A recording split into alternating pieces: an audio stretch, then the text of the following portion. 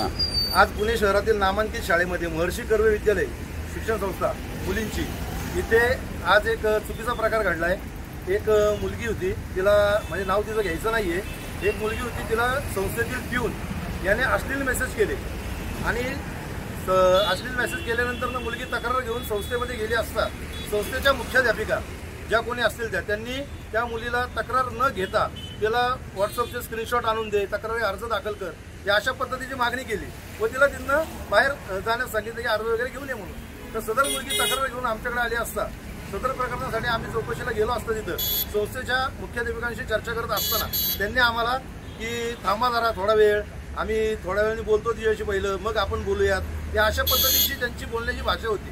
तर त्यानंतर आम्ही तिथे त्यांना विरोध केला असता त्यांनी आम्हाला पोलीस स्टेशनला काय असेल ते जाण्यास सांगितले। मग आम्ही पोलिसांना बोलावून सदर जे काही प्रकरण सांगितले पोलिसांनी सदर व्यक्तीला ताब्यात घेण्यास व त्याच्यावरती गुन्हा दाखल करण्याची मागणी संघटनेच्या वतीने त्याला करण्यात आली।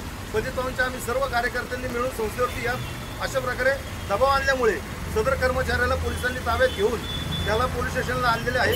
तक्रारदार मुलीची तक्रार घेत आहेत पोलीस आता आणि सदर कर्मचाऱ्यावरती काय असेल ते गुन्हा दाखल करतात।